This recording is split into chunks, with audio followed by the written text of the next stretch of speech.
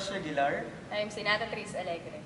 I'm Roxanne Daludado. I'm Crisanta Predas. And kami yung magka-classmates simula pa ng high school. Pero ngayon, magkakasama na kami dito sa church.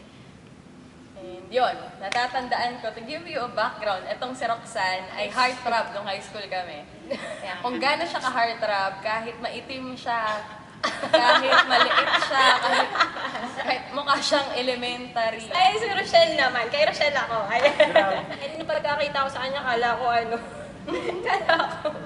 ayun nga, pagkakita ko, kala ko sila ispa din, ang hinhin, ganyan, hindi nagsasalita, hindi mo makausap, ang friend niya lang, iisa lang ata, yung pinsan niya, ganyan. Pagbawi din ako siya. May makapugot din ako dito. So, akin naman si Crisanta, pagkakilala ko sa kanya nung high school. Napaka-grade conscious niya talaga. Oo, talaga. Alam mo yun? Oo, salutatorian. Ang galing sa lahat. Salutatorian. In-achieve niya lahat. Tapos, sa journalism, di ba? Parang galing niya sa English, sa math. Mas in English di ba?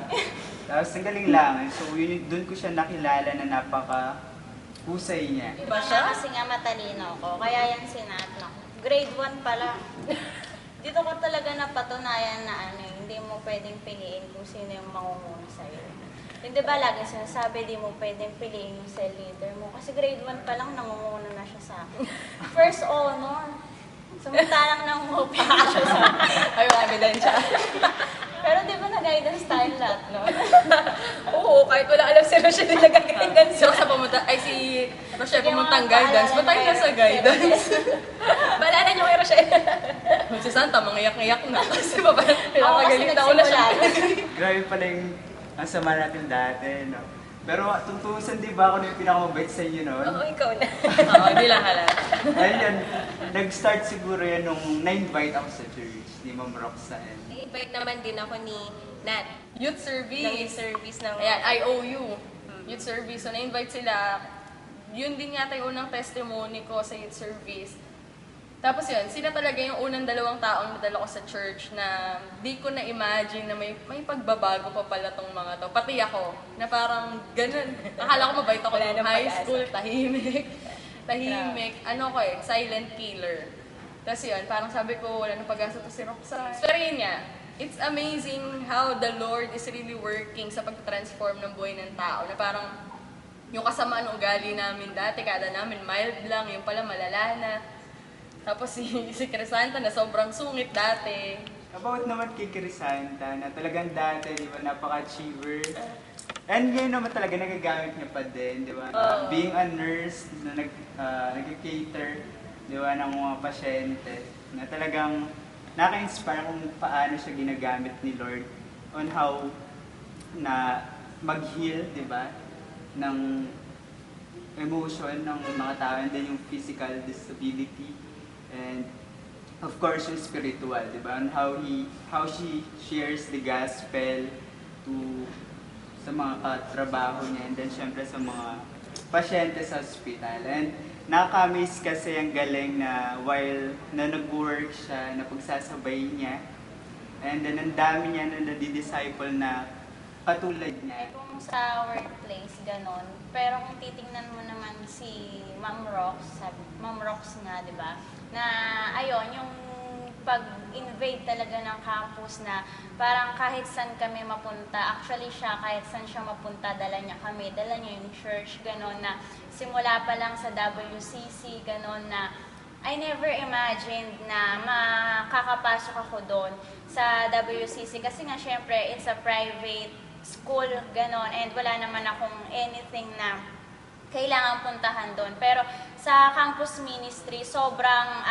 nagamit yung pagiging teacher niya kasi nga bawat isa sa amin, ayon, meron kaming way para makapasok ng campus na talagang malayang-malaya na nakakapag-share ng gospel na abot yung mga students. And doon ko naranasan doon namin naranasan kung paano makisalamuha doon sa mga tao na hindi mo talaga kilala. Kasi nga kung sa workplace, yung mga tao doon, kilalang kilala ko na eh. Pero doon sa pagdating sa campus, ang hirap na makipag-usap dito sa mga estudyante na to kasi nga hindi mo sila kilala and kung iisipin mo kung ikaw yung nasa sitwasyon nila na sino ba tong mga tao mo to, ganyan, na parang ano bang gagawin nila, ganyan. Pero ganon ginamit si ma'am sa campus na pagdating talaga sa vision, hindi pwedeng aalis siya sa isang school na walang maiiwan or walang masyashare ng gospel. Sama kami ni Santa noon na no high school, umaattend natin kami ng mga ganito, fellowship, ganyan. Parang devoted kami, ganyan. Tapos parang in love kay Lord. Pero nung nag-college na, parang nawala, ganyan, na palamura. Basta end na ng mga high school. So, naging palamura na peer pressure, ganyan. Feeling ko, astig ako, ganyan. Pero ang galing na parang binalik pa rin ako ni Lord sa Kanya. And may isang tao talaga na hindi sumuko sa akin. Ayun nga, si Nat yun, na ang tawag doon, sobrang thankful ako lagi kay Lord kung ano ako ngayon. Laging siya yung sinasabi ko sa Kanya na thankful ako lagi. Kung ano na-achieve ko, laging sinasabi ko thankful ako lagi sa buhay niya. Kasi nga, ayun nga, rebelde ako talaga. Feeling ko kasi magaling ako nun Ma-pride ako. At maganda siya. Ganyan, kaya parang pag may sinabi sila, ayoko sumunod, ganyan. Basta gagawin ko yung gusto ko, ganyan. Yun, lalo na nag-uumpisa pa lang, ganyan. Basta gagawin ko to, ganyan. Alam ko na to, ganyan. Wala. Tapos hanggang sa minsan, nung umpisa, natatakot si Nat na i-disciple ako. Pero ang galing paano siya pinatapang ni Lord para i-disciple ako. Na sobrang ina-admire ko siya, parang paano siya tumapang. Kung kalahan nyo matapang na talaga siya, hindi. Tumapang na lang talaga siya along the way. Kasi naging madaldal na, dati di nagsasalita, ganyan. Tapos yun, ngayon di ba, nagpe-preach na kung saan-saan, nagpe-preach sa iba't ibang churches, ganyan, nagme-mentor na, yun. Kaya sobrang thankful ako sa buhay ni Nat, and even nga sa workplace din, ginagamit siya, nakailang works na siya, ganyan, pero nai-invite niya yung mga ka-work niya doon. And even yung families niya, nadadala na, and mayaman to. Alam niya. Ay, nagpapagawa ng bagay, dumidikit lang din ako. Ayun nga.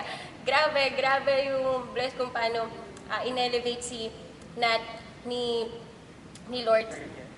Pero si Rochelle talaga, there was a time na nakasabay ko si Rochelle mag-file sa PRC na parang doon lang kami talaga nagkaroon ng moment para kilalanin yung isa't isa. Na hindi kilalanin isa't isa for other reasons. Pero yung parang kwentuhan namin, na parang every buka ng bibig ni Rochelle, babanggitin niya si Lord, babanggitin niya yung grabe yung mga tao, dapat ma-disciple, kahit yung mga nasa kalsada, na parang kahit nagtatext siya sa disciple niya, iisipin niya yung mga nasa labas ng sasakyan namin. Ilan kaya yung dito?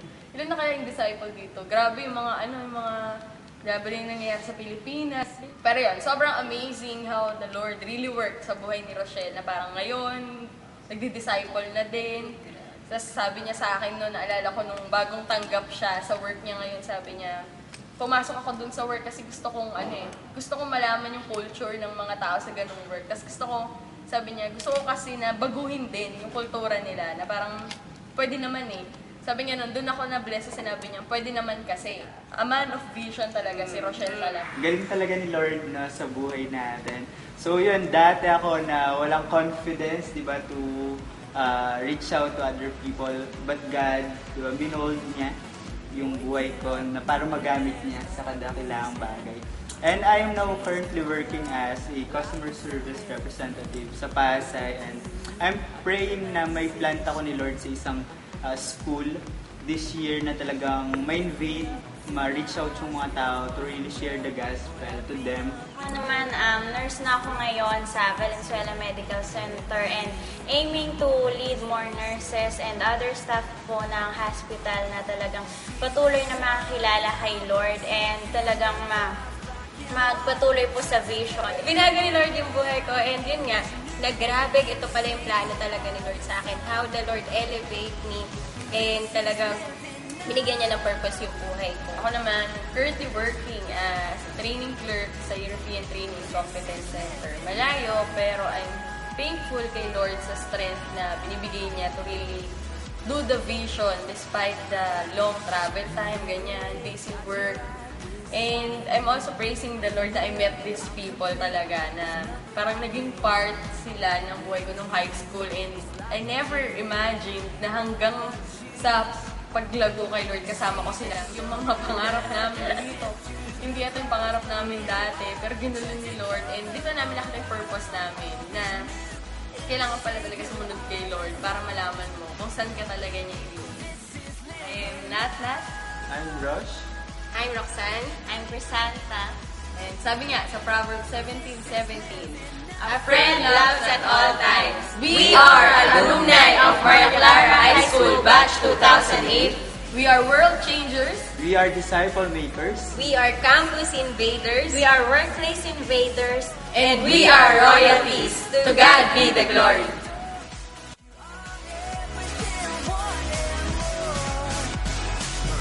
Maybe I ain't really know what living is. Is it love? If it was, am I living it? Do I live in it? So astounding. Love is an ocean, you can drown me. The sweet embrace, the lovely taste, I taste and see. I'm under grace, the place to be. It means I'll never need an umbrella. I'm cool in a